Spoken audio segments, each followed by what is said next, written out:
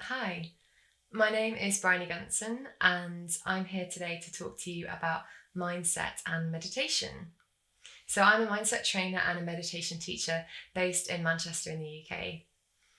But my connection to DDST is that I'm Notting Hill and Ealing High School alumni, having gone there from 2001 to 2003.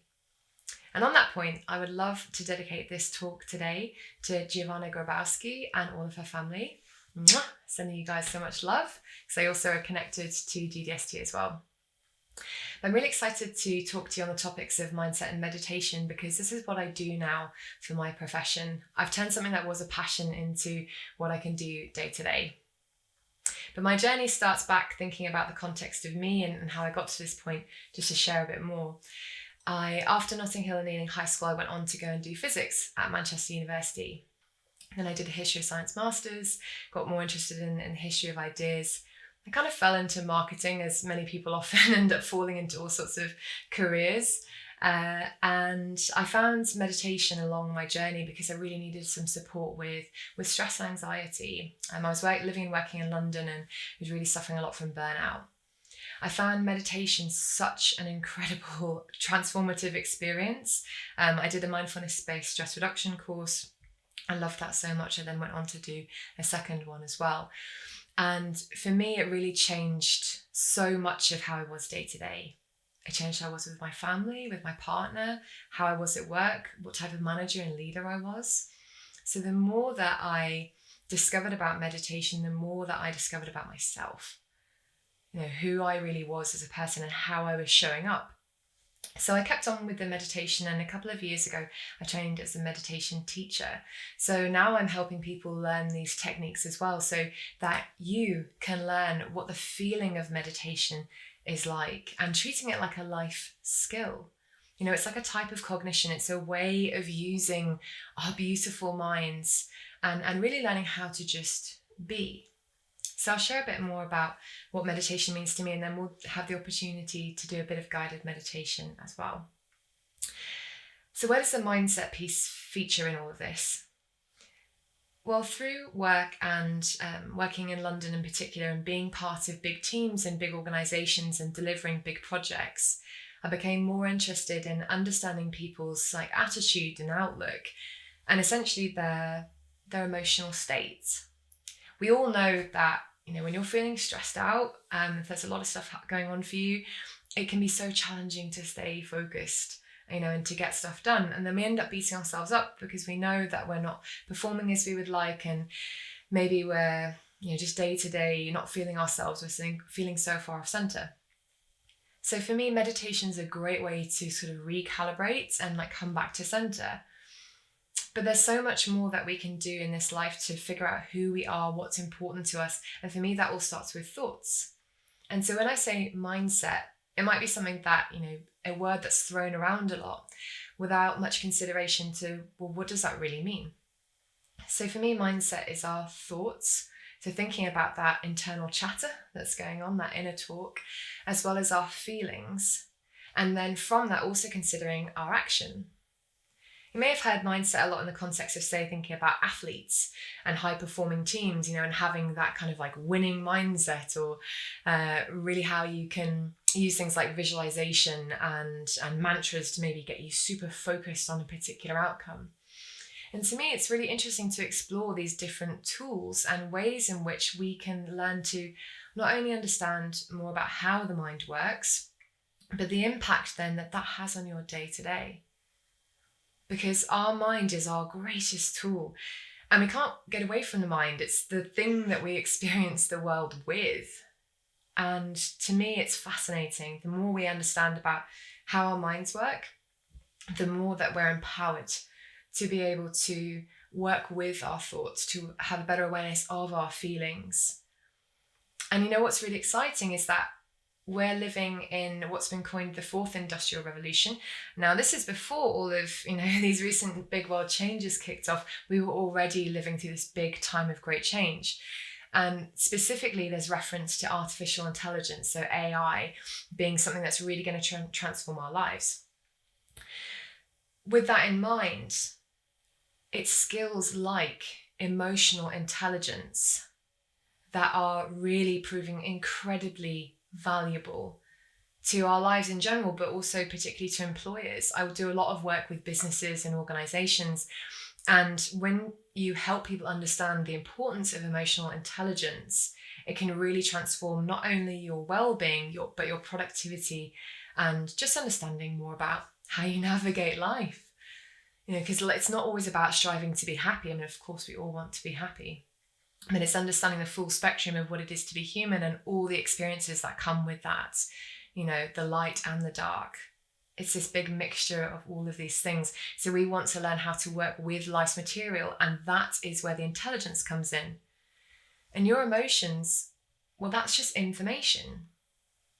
So emotions, if we think about emotions as being energy in motion, that's the origin of the word emotions from Latin. But we have this, we have a thought, which then triggers a feeling within the body or an emotion.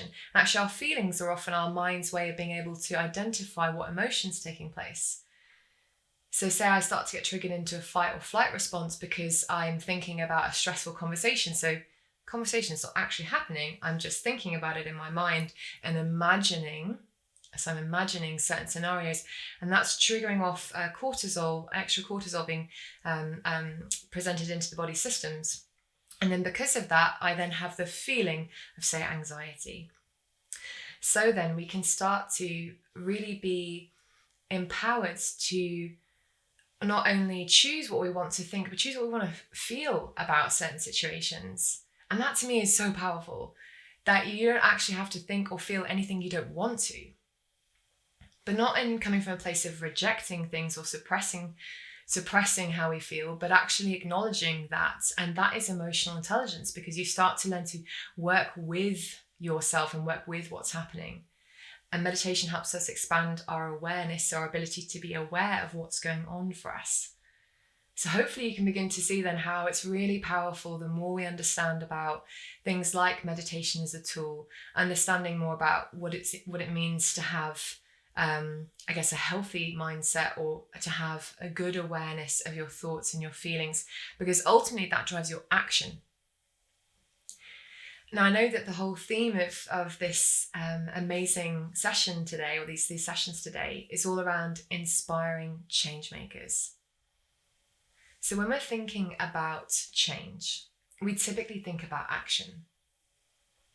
And me being based here in Manchester, well, I'm actually near Moss Side, and Moss Side is the birthplace of Emmeline Pankhurst. So she was obviously a key figure in the suffragette movement, and she famously said, "Deeds, not words." So when we're thinking about inspiring change, it's all well and good to talk about these things, but let's take action. But to me, what's important is that we first think about how we can take what we call inspired action. That if we are in a place of reactivity and we are allowing any kind of stresses or anxieties to play out, we're not fully present, we're not thinking about the bigger picture of things, and sometimes although we can be taking action, the intention behind that, we can not really be aligned, and sometimes we can end up in situations that we didn't really mean to, despite our best intentions. So for me, meditation is an amazing tool to help us to be so much more aware of what it is that we're thinking and feeling. And so then we're a lot more aware then of how that's steering our action. So that we're having an awareness of the words, so that inner talk, and even the words we speak. And then from that place, we're able to then take this inspired action. So our deeds can be so much more meaningful. And before we do our meditation, I'd like to play with an idea that you are an inspiring change maker. I mean, this is why we're having this session today, right? You are an inspiring change maker. And in this meditation practice that we're going to do, I want you to explore the feelings connected to what it's like being an inspiring change maker. And even me saying these words, like you are an inspiring change maker, you can probably observe that maybe all sorts of things come up. Maybe there's some resistance. Maybe some part of you is rolling its eyes going, "Oh God, this is cheesy." I know in the past that there was definitely part of me that would roll its eyes at maybe things like positive affirmations, and you can kind of feel things are a bit woo-woo or a bit like, I don't know, just cheesy is the word that comes to mind. But you know what? That cynicism doesn't serve you. So we do ourselves a great benefit when we keep an open mind, when we let go of what we thought we knew, when we think about being open to who we actually are and what we're capable of. So when I share with you these words in this meditation practice that we're going to do in a moment, I would love for you to say these words in your mind, to speak them along with me and to feel them and to see what arises, because when we connect to these bigger ideas of who we are and the potential we have and the change that you can make in this world and in this life, then we truly start to feel motivated and inspired. And you know what the magical thing is you know what you need to do. You actually know. Like, you do have the answers. You know what's right for you. But if we're stuck all up in here trying to think of pleasing everyone else and what's the right thing to say or why should I do this, we end up that action, it just doesn't necessarily come from the right place, even if we really want it to. So then when we drop into meditation, we can start to access these different higher mental faculties, I like to call them. I'm really fortunate because I'm mentored by an amazing man called Bob Proctor, and he often talks about our higher mental faculties. So it's the likes of intuition, imagination, perception, willpower, reason. These are incredible faculties of the mind that often they just lay dormant, or we are using them, but in a way that doesn't serve us. So for example, with our amazing imaginations, how often do you spend time thinking ahead about how things can go wrong or how and why something won't work? I get why we're doing it, right? Because we're natural problem solvers. We're trying to anticipate why something might happen in order to stop that from happening. But there's a nice expression that is, where attention goes, energy flows. And if you're giving a lot of mental attention, so that thought energy, that electrical energy, if you're firing and wiring the neural connections connected to those scenarios, then chances are you're basically anticipating, and you may subconsciously be creating these situations. Or even if they don't occur, well, then they didn't happen. But we got ourselves all worked up for no reason. And I used to do this so much all the time, which led to a lot of anxiety. So it's basically understanding that our minds are so powerful. And with some really simple and highly effective training, we can really start to learn to work with our minds in a way that can really help us and serve us. So with that in mind, I'd love for us to do a guided meditation now, where we'll start to calm the mind and body down, bring ourselves into the present moment, and look to create that union between the mind and the body, which for me, that is at the core of meditation practice. So we'll do this little practice together now. So wherever you are, so you're welcome to be, say if you're sat on the sofa, that's completely fine. You don't need to sit on the floor for this meditation. The type of meditation I practice is called modern meditation. So the idea is we can do it anywhere. But if you are sat on a chair, you can have your feet flat on the ground, so legs uncrossed. And with the hands, we want to have them resting in the lap with the palms facing up to the sky. So just taking a moment to settle the body wherever you are. Put your hands resting in the lap. Maybe actually take a moment to wiggle the toes, pedal the feet, just to really feel yourself in the space. You can also take a moment to maybe even rock the pelvis, just to find that point, so almost like you're wiggling your bum, but find that point at which you're feeling like, yeah, I'm sitting up nice and straight. And if it's comfortable to do so, for your body, listen to your body, invite there to be a bit of a lengthening through the spine. Now, the reason why we want to have a nice, long, straight spine for meditation practice, this formal practice, is that we're going to be closing the eyes shortly. And as we do so, we're going to be inviting the body to relax. And in order to maintain that quality of alertness, that straight spine sends a message to the body that, like, we are being nice and chill, but we're not going to go to sleep. And it's interesting because the brain wave patterns connected to meditation, they actually start to, as we drop down through the layers of our experience, that mental chatter starts to fall away. Actually, your brainwave patterns slow down until eventually they're hovering just up above what they would be sleep. And this is when the subconscious mind is more open as well. I love the science behind meditation. It's very cool. But for now and for today, we'll have that nice long straight spine to invite that quality of alertness. And when you're ready, I'll ask you to now please gently close your eyes or to lower and soften your gaze as this meditation practice will begin.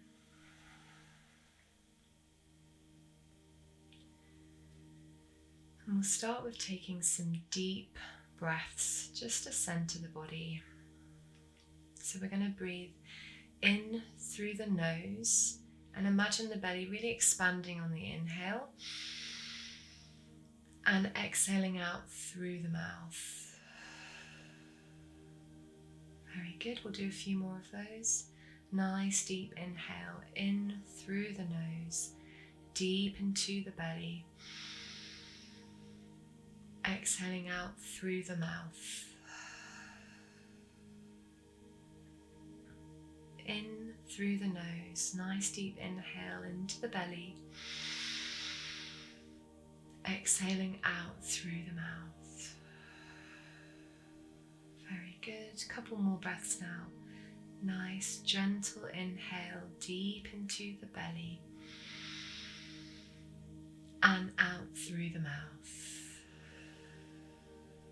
And if it's comfortable to do so, we'll do one more and gently hold on the in-breath. So a gentle, deep breath into the belly and then gently hold with the full breath. Just checking with the shoulders, make sure they're not hunched up. Observe the stillness within the body and then exhaling out through the mouth. Very good, well done. We'll now allow the breathing to return back to normal. And there may be some lightheadedness. It's very common with those deep breaths, so that's completely fine.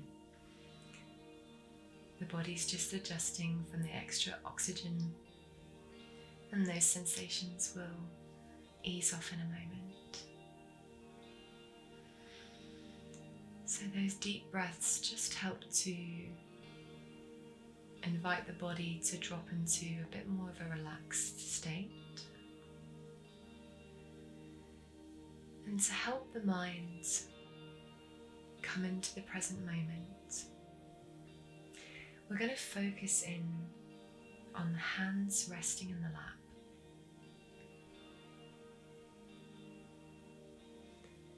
So with the attention of the mind, we're going to focus in on the sensations in the hands.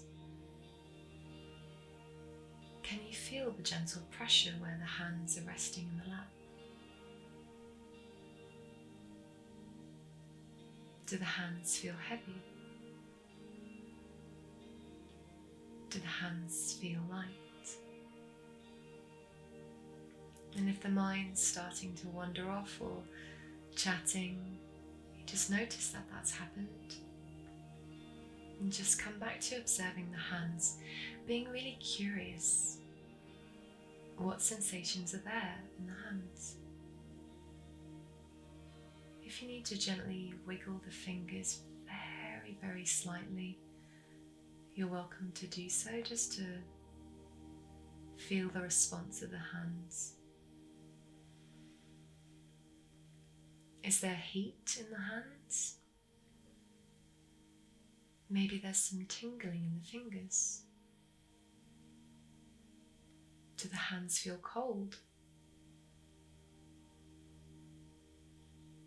Can you feel the air around the hands? Is the air very still? What's the temperature of the air? Just noticing whatever's there in your experience. There's no right or wrong. We're just being curious. Just staying there just for a few more moments and seeing whatever sensations arise. Are they changing at all? Can you feel one hand more clearly than the other?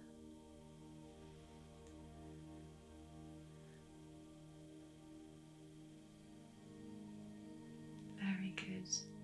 And now we're going to gently move the attention of the mind from being in the hands to focusing on the feet. And it may be nice to gently press the toes into the ground, just to feel the feet fire up for a moment. And straight away there's all those sensations coming through.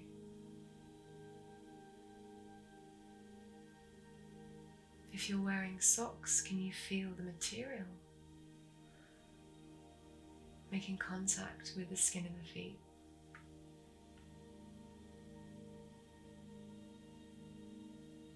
Just allowing the mind to really get connected to the feet, so having them nice and still, but really being curious about what sensations are there. And again, if the mind's starting to give commentary, we can just let that go. Just for a few more moments, just observing the feet.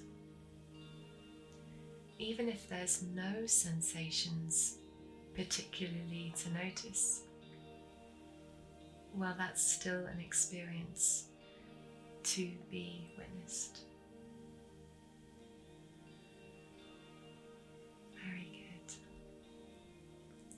Now I'm going to invite you to let go of the feet now, so you no longer need to keep the mind focused.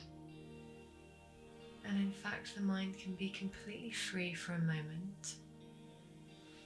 And I'll fall silent just for a moment and just see what the mind does, with an invitation of freedom, so the mind can go where it chooses, think what it wants to think, and just observe the mind and what it does with that freedom.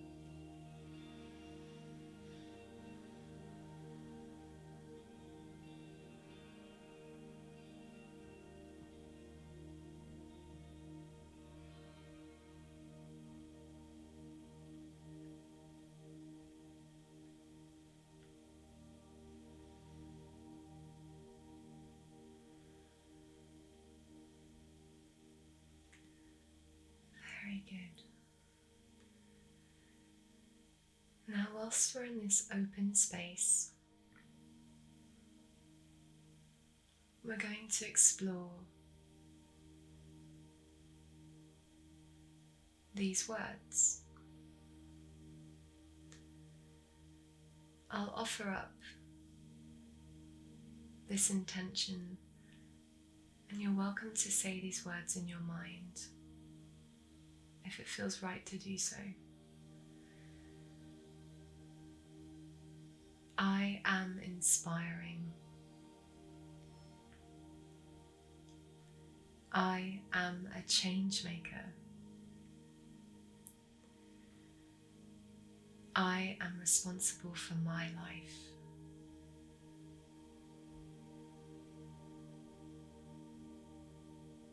Taking a moment to observe how those words land.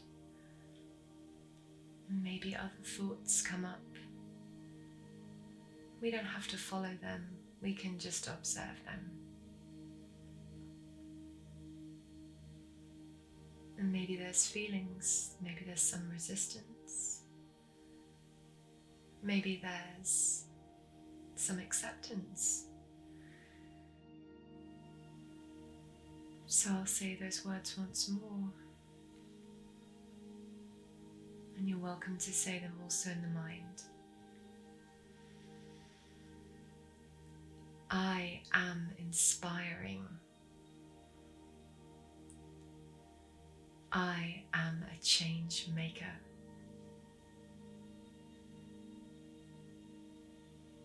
I am responsible for my life.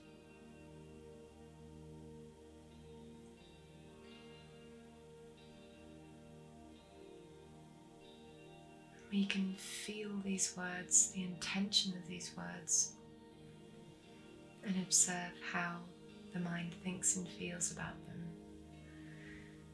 Knowing that whatever you think and feel is okay. In meditation, we are practicing observing the mind in all its richness, in all the light and dark. We're not trying to change our experience or wish things could be different, but in the spirit of curiosity and open-mindedness and self-compassion, we can begin to realize we're able to make choices. Choices about what we want to think, choices about how we want to feel.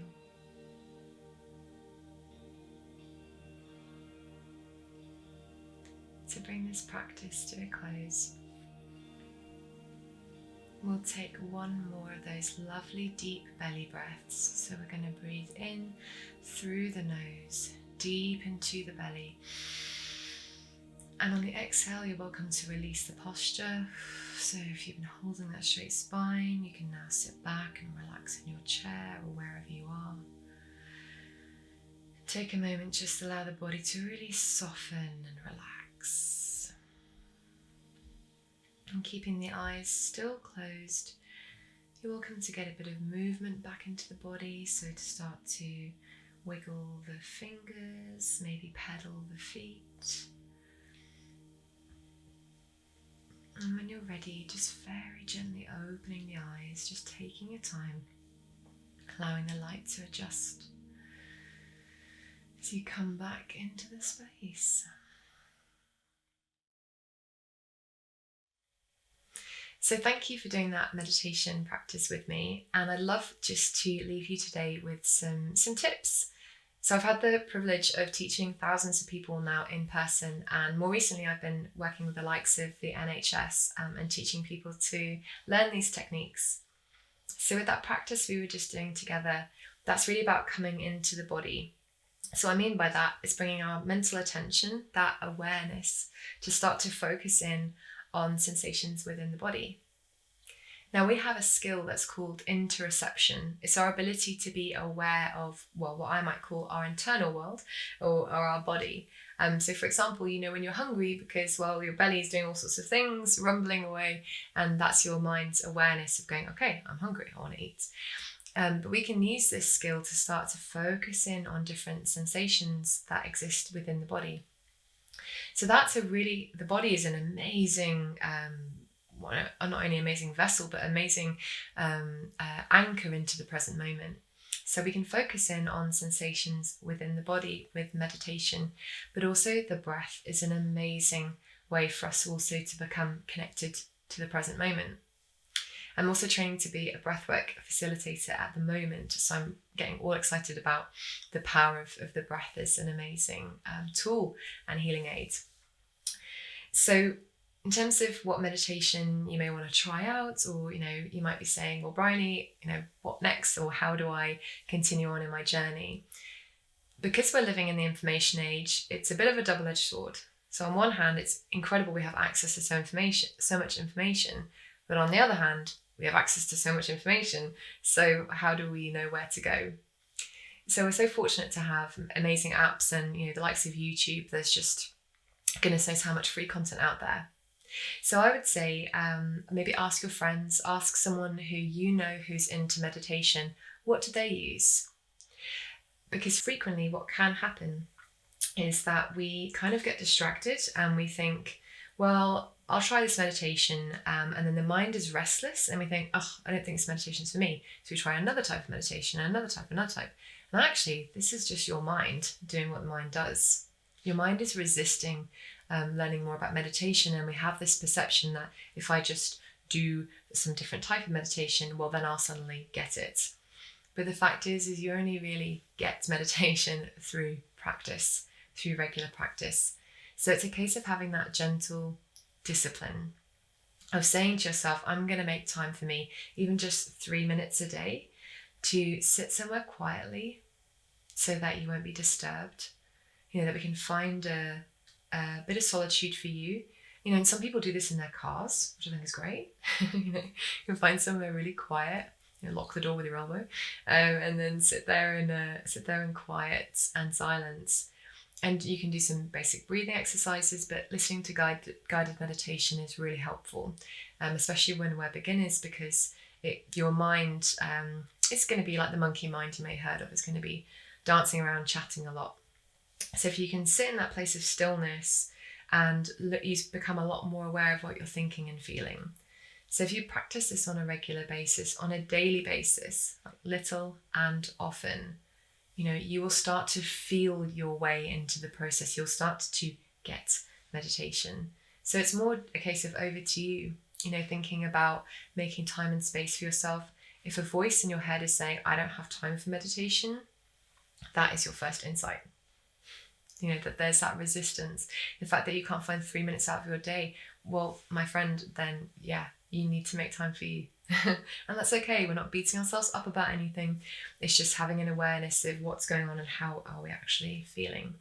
So little and often is key, and just enjoy it. Be curious. And meditation online really works. I mean, this last couple of months have really, I know so many different practitioners who have said firsthand how powerful a lot of these practices can be through things like Zoom or Skype. And actually previously some people thought that they may not work. So you can actually try group meditation now online. And I would definitely recommend trying group meditation as well, because there's something quite special about those experiences too. So shop around, see what suits you. And if you have any questions, I'm here. I've got a website, brionygunson.com, and all my social information will be included as part of the information about this video. So do keep in touch. I'm fortunate to work with some really amazing people, and we're doing some exciting work. So if there's any way that I can help you on your journey, then know that I'm here. Amazing. And remember, that you are an inspiring change maker. So go forth, and it's thinking about the whole deeds, not words, but it does all start with the words in the mind as well. So go forth, take inspired action, and I'll see you on the other side. Thank you.